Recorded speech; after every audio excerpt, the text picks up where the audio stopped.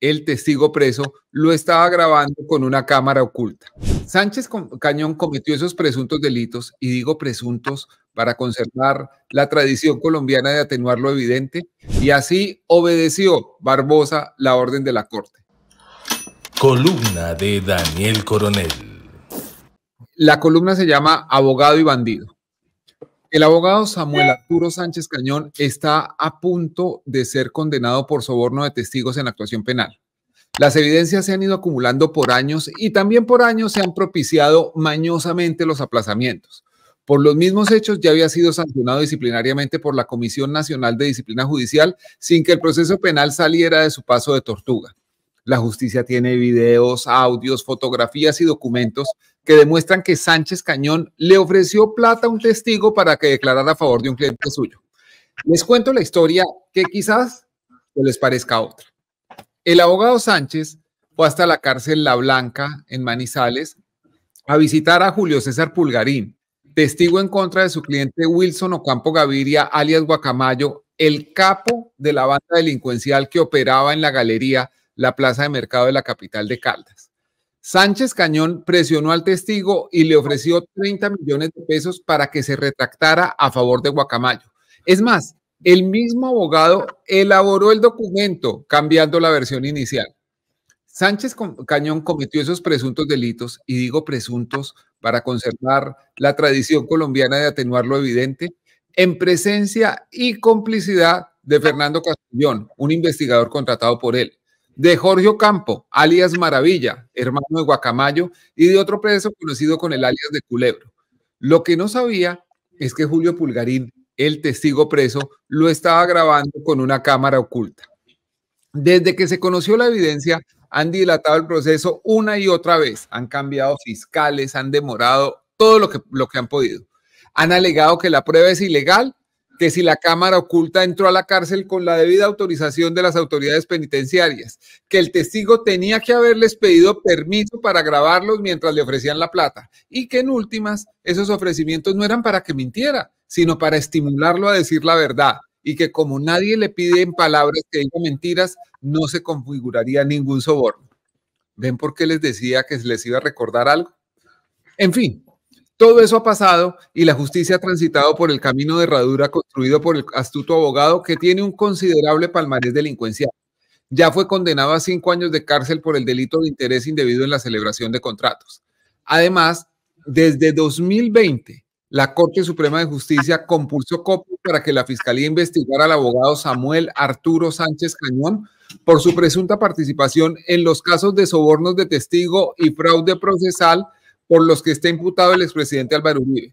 La administración de Francisco Barbosa jamás lo investigó por estos hechos. Se obedece pero no se cumple, decían los delegados de la corona española en la época de la colonia, y así obedeció Barbosa la orden de la Corte. En la misma resolución que le formula imputación de cargos al expresidente Álvaro Uribe, la Sala de Instrucción de la Corte Suprema dispone la compulsa de copias para que la Fiscalía investigue, abro comillas, el posible delito de fraude procesal y soborno en actuación penal en que pudieron incurrir Mario Uribe Escobar y el abogado Samuel Arturo Sánchez Cañón en atención a lo declarado por el señor Carlos Enrique Vélez y la prueba documental con relación a una presunta manipulación de su testimonio en dicha actuación y la posible retribución económica por ella, cierra comillas. Ni el ex senador Mario Uribe, primo del expresidente, ni Samuel Arturo Sánchez Cañón han sido investigados. El testigo Carlos Enrique Vélez le dijo a la revista Semana, la de otros tiempos, que fue Sánchez Cañón quien lo presentó con su colega Diego Cadena. ¿Cómo conoce usted a Diego Cadena?, le preguntaron los periodistas de la Semana de antaño. Por los lados de Samuel Arturo Sánchez Cañón, responde el paramilitar Carlos Enrique Vélez. En una llamada en la que participamos Cadena, Samuel y yo, se acuerda todo. En esa misma entrevista, Vélez reconoce, como lo ha sostenido a lo largo del proceso contra el llamado abogánster Diego Cadena, que le pagaron por firmar una carta con falsedades contra el senador Iván Cepeda.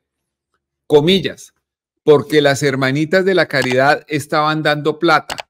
Los recibos se los mostré a la corte. Los abogados dicen que eso fue humanitario, pero no es verdad. Ahora ellos son los abogados de la caridad. querían hacerme firmar un papel diciendo que había sido una beneficencia. Yo les dije, no les voy a firmar eso. Uno no es pendejo, he sido bandido. Hasta ahí las comillas.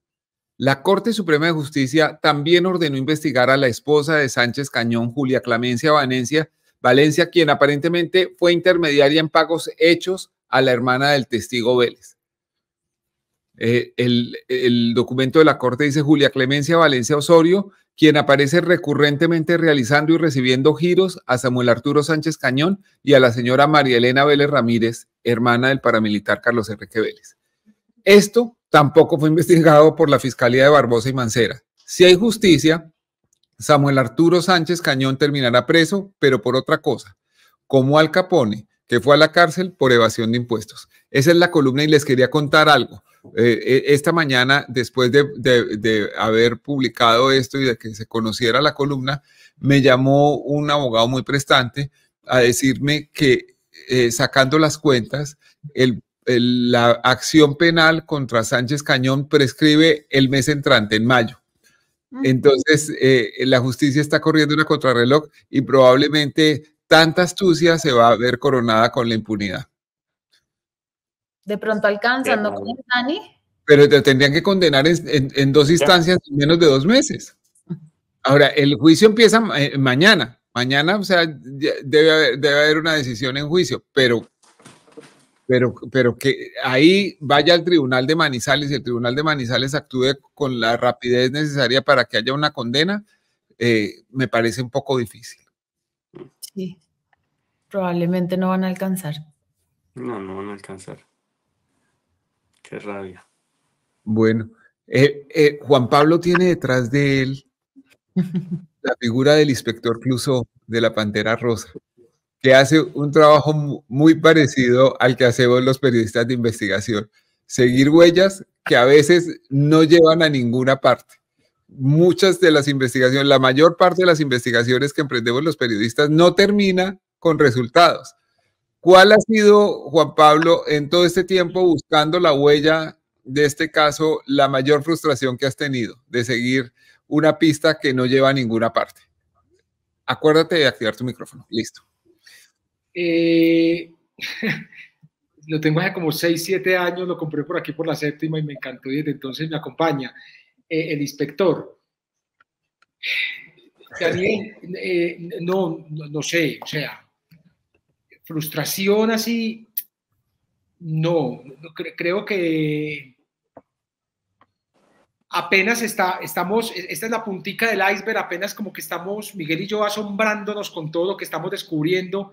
Aquí todavía no hemos ni cerrado alguna investigación, ni nos hemos sentido frustrados porque no hemos llegado o hemos confirmado los indicios que teníamos sobre una u otra persona. No. Alfonso López Trujillo, tal vez, y también Miguel con el cardenal Pedro Rubiano Sáenz, pero sobre todo Alfonso López Trujillo, porque uno sí recibe muchas denuncias contra el cardenal López Trujillo, pero pues ya está muerto, y así es muy difícil. Uno podría pues investigar, pero uno quisiera poder hablar con esas personas que son denunciadas, pero cuando están muertos pues ya nada vale. Obviamente vivos tampoco lo atienden a uno.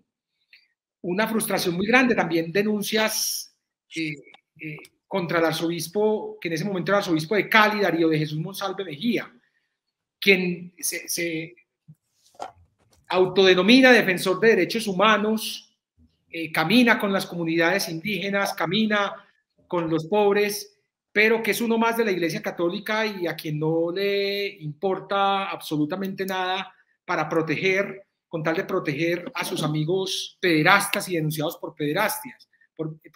Entonces, también hubo un casito con él al que no pude llegar por cuenta de que la víctima murió. Solo esos dos diría en ese momento: Darío Monsalve por esa víctima que no alcanzó a contarme lo que me iba a contar, y el cardenal López Trujillo, porque para cualquier periodista que esté investigando estos casos es el más bandido de todos y uno quisiera llegar al fondo como de todo lo que se dice de él, pero con el muerto es muy difícil.